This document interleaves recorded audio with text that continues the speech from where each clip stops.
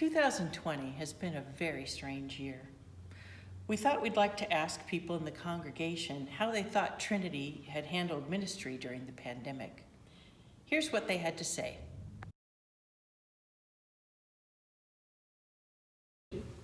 My biggest concern was missing my church family, because this is where I come to get fed by God and by the people of this congregation. And one of the biggest obstacles I thought would be losing connection with some of those people. And I did not want to do that. I think one of the biggest concerns was figuring out how to keep everybody safe. We have a group of people that will come to church no matter what the situation is, and they're at risk. And it was just, the concern was how to keep people safe and still be able to worship. I think my biggest concerns was what did that mean for us as a church? Not being able to see each other and how long was this gonna be. I think we were all kind of in that same boat of uncertainty. And how quickly did we have to move? Because it felt quick until we kind of settled in and then realized it's gonna be even longer term than we thought. I think my big concerns were those folks that use church for a lot of their connectedness. But I was so encouraged by our first church council meeting after that decision at how everyone just reached out and wrapped each other up. And I was so impressed.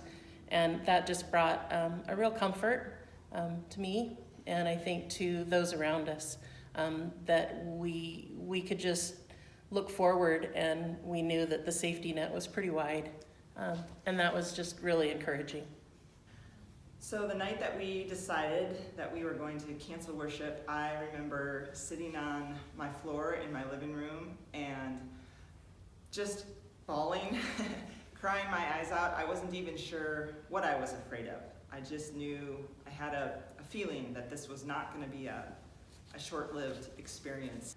I will admit that I have something about new technology, and I was really terrified of learning new technology. I don't think that finances even came on my radar then. Mostly I was afraid of what the learning curve would do, who would get sick in our congregation, of course, and how it would impact us and the wonderful ministries that we're doing in the community. I think the biggest concern was that my kids weren't going to have the opportunity to be around other generations as much, and that's something that we love about Trinity. Mm-hmm. And the biggest obstacle for me was getting on Zoom or YouTube or Facebook. Even though I'm younger, I don't like technology. We got overloaded with Zoom videos and phone calls and stuff with school for all of us, so that was an obstacle for me. I totally agreed with what happened. The way Trinity Council decided to not meet in person and cancel most everything, due to the fact that with the COVID-19 virus, our congregation is like 75 to 85% elderly in my book, is that if we lost one person, it'd be one too many. As treasurer, and I've always feared, how are we gonna keep Trinity liquid? So yeah, that was my biggest fear, no doubt about it.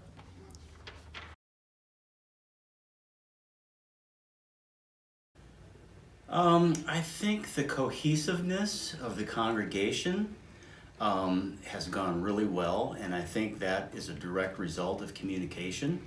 We've done Zoom, we've sent out a lot of emails, we've sent out a lot of postal mail, And I think that was the key to keeping the congregation together, and that was paramount in my eyes. And I think this congregation has done a great job. The council, the pastor, everybody that was involved in the communications have done a really wonderful job at that.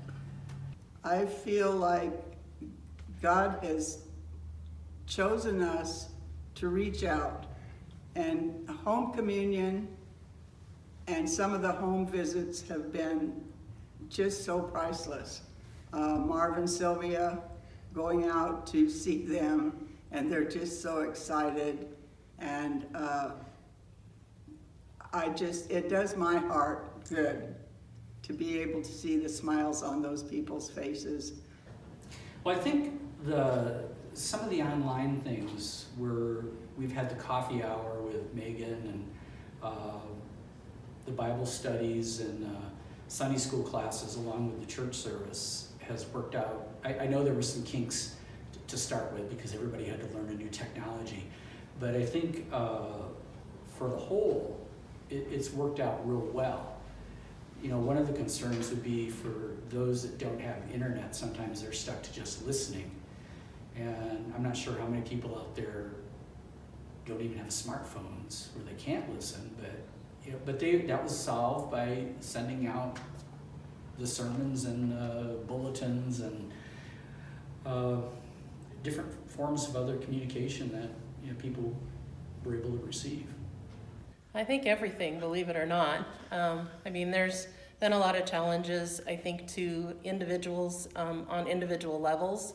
But again, the outpouring and the support, I know for me personally, when people were sending out cards, I still haven't touched back to let some individuals know how timely some of those were.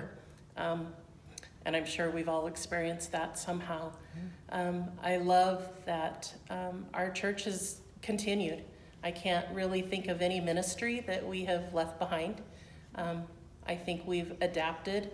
We've always been a congregation that adapts and perseveres, but probably further than I would have ever guessed. What I've observed is there was a learning curve, and that's absolutely true, but it was true for me and for the parishioners. What I've experienced is, towards myself and towards the church council, just an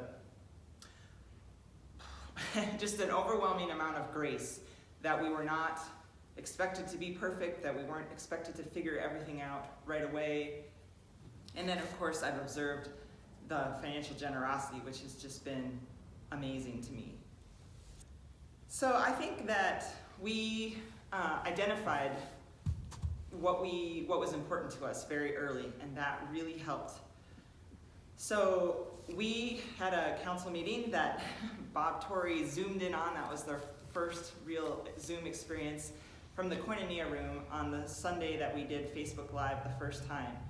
And I brought a chart of all of the council members, and we identified everybody that we were worried might kind of fall through the cracks.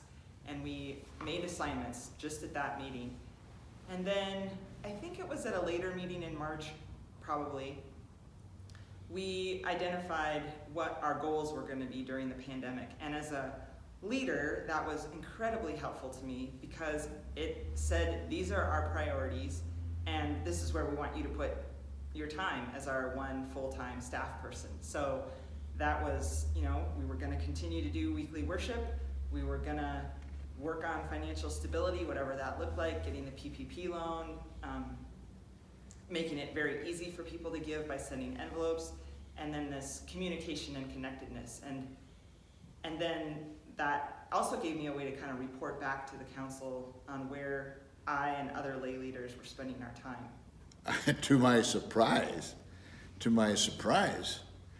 is that the revenue for budget, or the giving to maintain the budget, has been up and above normal. Honestly, it has just been several thousand above all 5 months. I think the rapidity, rapidness, if that's a word, of how it was handled, we struck right away. It reminds me of, some of you may remember the whooping cough incident we had several years back, how quickly we reacted to that. And I think the speed in which we reacted to this, and we are able to use best practices that other organizations are using. So everybody's in the same boat, businesses, organizations, churches, and so we all kind of feed off of each other, and our church here has taken advantage of that experience and put it into practice. Well, I give Meggan huge kudos. I think early on I heard something from Bishop Kemple that, you know, our pastors and our leaders did not sign up for televangelism, and wow. I love how our congregation has adapted to the technology. I think Meggan truly made that reachable for a lot of us. I commend her, and I loved choosing our top priorities so that we could keep that focus. We continue to just praise everyone that we are as stable as we've ever been, and we are still accomplishing some pretty amazing things from a property standpoint that have been really needed and that are going to carry us through to the other side of this in a much stronger manner. I think we've been cautious, which is good. I think we've been very thoughtful of how to get people involved that may not have the opportunity to be involved. You know, even like with the home communion, where we did some drive up, you know, people still was able to get communion. There was a couple things that seemed weird at first, but it's a pandemic, you know, taking communion over the internet. That's odd, but I really don't think God would care. And you know, it's just one of those things we have to learn to adapt.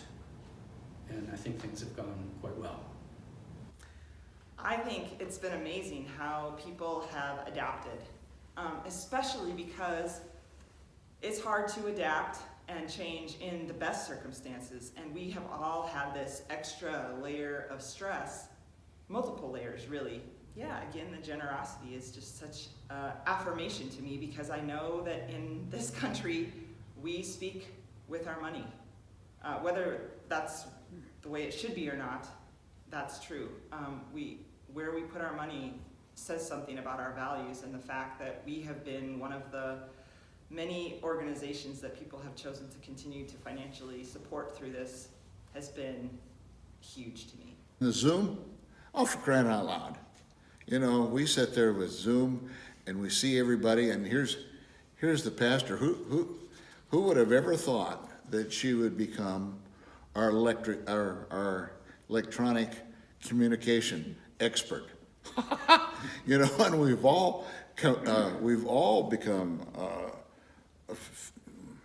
knowledgeable in Zoom and YouTube, and to me anyway, that is really an asset to the pastor for doing what she's done. Mm-hmm. I mean, along with the technology, like, I'm pretty impressed that Trinity was like right up there, like on Facebook, on YouTube, just like accessible to anybody out that had internet. So that was cool. I was surprised that we still, for me at least, that I got to do Compassion Camp.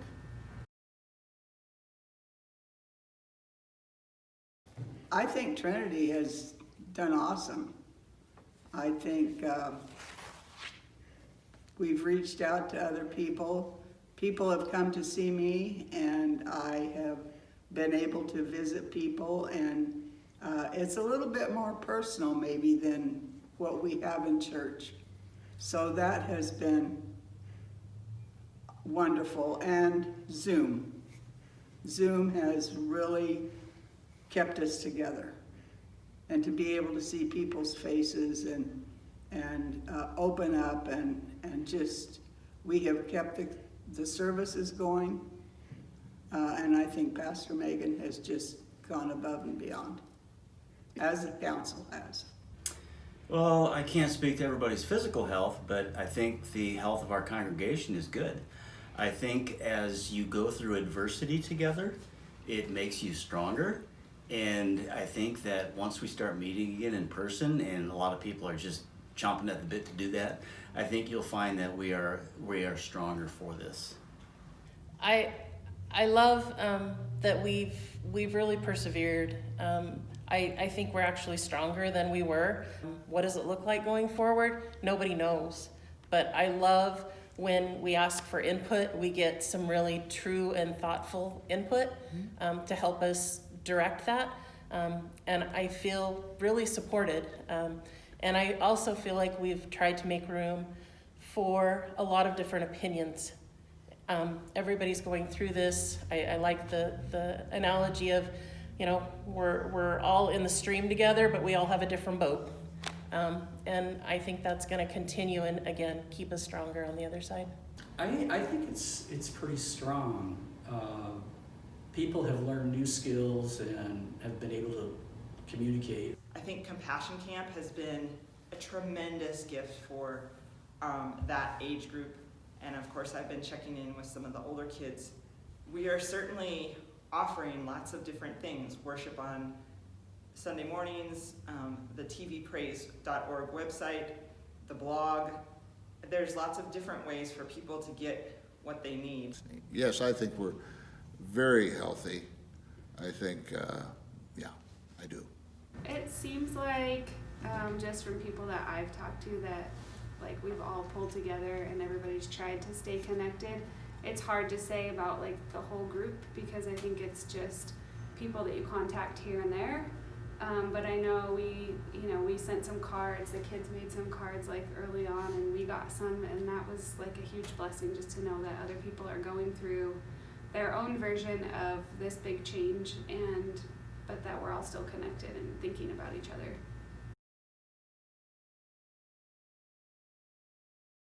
It's been a challenge with the Duck Valley stuff because Duck Valley is on total lockdown.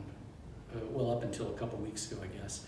And it was to keep the elders safe because they said that if the elders get sick and die, they're losing a part of their history.